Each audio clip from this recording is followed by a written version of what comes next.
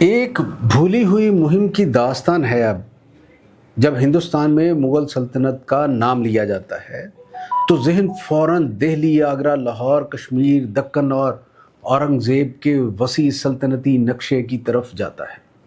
لیکن ہندوستان کے انتہائی جنوب مغرب میں واقع کیرلا ایک ایسا خطہ تھا جو مغل سلطنت کی براہ راست حکمرانی سے تقریباً باہر رہا۔ یہاں سمندر، پہاڑوں، مسالوں کی تجارت اور مقامی ریاستوں نے ایک ایسی سیاسی دنیا تشکیل دی تھی جس پر دہلی کے بجائے مقامی حکمرانوں، عرب تاجروں اور بعد میں پرتگالی، ولندیزی اور انگریزی تجارتی طاقتوں کا اثر تھا۔ لیکن تاریخ میں ایک دلچسپ واقعہ ضرور ملتا ہے۔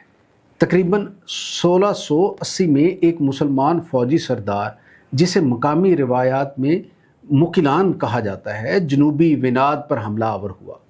بعض تاریخی ماخذ اسے مغل کمانڈر قرار دیتے ہیں، لیکن اس نسبت پر مکمل اتفاق نہیں۔ یہی اس داستان کو دلچسپ بھی بناتا ہے جو آپ کے سامنے رکھی جا رہی ہے۔ 17ویں صدی کے آخر میں کیرلا کسی ایک متحدہ سلطنت کا نام نہیں تھا۔ شمال میں کالیکٹ کا زمورن ایک بڑی طاقت تھا، وسط میں کوچین کی ریاست تھی، جبکہ جنوب میں وناد اہم ریاست تھی جو بعد میں ٹرنکوور کی طاقتور ریاست میں تبدیل ہوئی۔ کیرلا کی سیاسی دنیا میں نائر سرداروں اور مقامی جاگیردار خاندانوں کا بھی خاصا اثر تھا۔ ایک سرکاری کیرلا تاریخی مطالعے کے مطابق اس دور میں زمورن، کوچین اور وناد سمیت کئی مقامی ریاستیں اور سرداریاں موجود تھیں اور ان کے درمیان مستقل سیاسی مسابقت یعنی مقابلے بازی جاری رہتی تھی۔ اب ذرا ہندوستان کے دوسرے سرے کی طرف آئیے۔ 1680 کے آس پاس مغل بادشاہ اورنگزیب اپنی سلطنت کو جنوب کی طرف پھیلا رہا تھا۔ دکن میں مغل مہم جاری تھی اور چند ہی برسوں بعد گولکنڈہ بھی مغل اقتدار کے زیر نگیں آ گیا۔ لیکن کیرلا اس توسیع کا باقاعدہ ہدف نظر نہیں آتا۔ یہی وجہ ہے کہ جنوبی وناد میں مکیلان کی مہم کو مغل تاریخ کا ایک معمول کا باب قرار دینا مشکل ہے۔ قدیم ٹرنکوور کی تاریخ پر لکھنے والے پی شنگوگنی مینن نے بیان کیا ہے کہ ملیالم عہد کے 855 یعنی تقریباً 1680 میں ایک مغل سردار گھڑ سواروں کے ساتھ جنوبی ٹرنکوور میں داخل ہوا اور مقامی علاقوں میں تباہی و قتل و غارت کے بعد پورم تک پہنچ گیا، جس کے بعد تاریخی تحریروں میں بھی مکیلان کو مغل سردار یا مغل کمانڈر کے طور پر بیان کیا گیا ہے۔ اس حملے کا فائدہ اسے وناد کی اندرونی سیاسی کمزوری نے دیا۔ اس وقت وناد کی حکمران امایما رانی تھی۔ مقامی نائر اشرافیہ کے بعض طاقتور خاندان جنہیں اٹھوویٹل پلمار کہا جاتا تھا، رانی سے اختلافات رکھتے تھے۔ ایک بیرونی حملہ آور کے لیے یہ صورتحال کسی دعوت سے کم نہیں تھی۔ مکیلان نے جنوبی سرحد سے داخل ہو کر ترواننتپورم کے گرد و نواح میں اپنا اثر قائم کیا اور مکناڈ میں اپنا مرکز بنایا۔ تاریخی جائزے میں اس واقعے کو جنوبی وناد پر ایک اچانک حملے کے طور پہ بیان کیا گیا ہے۔ یہاں کہانی ایک حساس موڑ اختیار کرتی ہے۔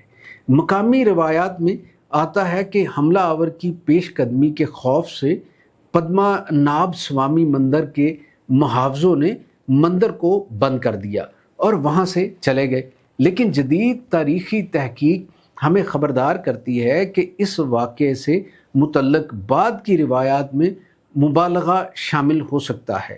ایک تحقیقی مطالعہ اس طرف اشارہ کرتا ہے کہ بعض روایات کے برعکس مندر کو لوٹنے کے الزام حملہ آوروں کے بجائے خود بعض پجاریوں سے متعلق مقامی ریکارڈ میں ملتا ہے۔ اس لیے اس واقعے کو بیان کرتے وقت روایت اور اتھینٹک دستاویزات میں فرق کرنا ضروری ہے۔ مکیلان کی فوج اگرچہ بہت بڑی سلطنتی فوج معلوم نہیں ہوتی تھی، مگر اس نے مقامی سیاسی کمزوری سے فائدہ اٹھایا۔ سوال یہ تھا کہ اسے روکے گا کون؟ یہ ذمہ داری کیرلا ورما نے قبول کی، جو شمالی کوٹایم سے وابستہ ایک جنگجو حکمران تھے۔ امایمہ رانی نے ان سے مدد طلب کی۔ منتشر نائر سرداروں اور جنگجوؤں کو دوبارہ منظم کیا گیا اور مکیلان کے خلاف کارروائی کی گئی۔ بالآخر فیصلہ کن مارکا منکاڈ کے قریب ہوا۔ روایات کے مطابق کیرلا ورما کی قیادت میں مقامی فوج نے اچانک حملہ کیا، مکیلان مارا گیا اور اس کی فوج کو پسپائی اختیار کرنا پڑی۔ بعض روایات اسے باقاعدہ بیٹل آف مینکاڈ قرار دیتے ہیں۔ یہاں آ کر اصل تاریخ کا سوال پیدا ہوتا ہے، کیا مکیلان واقعی مغل بادشاہ اورنگزیب کا کمانڈر تھا؟ جواب ہے یقینی طور پر کہنا مشکل ہے۔ مکیلان کے بارے میں سب سے اہم مسئلہ یہی ہے کہ مغل شاہی تاریخوں اور دستیاب معروف مغل ریکارڈ میں اس مہم کا ایسے واضح اندراج نہیں ملتا جس سے یہ ثابت ہو جائے کہ اورنگزیب نے باقاعدہ حکم دے کر کیرلا پر حملہ کروایا تھا۔ ایک تحقیقی ماخذ تو اس تاریخی دعوے پر زمانی سوال بھی اٹھاتا ہے۔ اس کے مطابق اگر یہ واقعی مغل سلطنت کی باقاعدہ جنوبی مہم تھی تو تاریخ کے ساتھ مسئلہ پیدا ہوتا ہے، کیونکہ گولکنڈہ کی فتح 1687 میں ہوئی، اس لیے 1680 کی تاریخ اور مغل سلطنت کی اس علاقے تک رسائی کے بارے میں مزید تحقیق ضروری ہے۔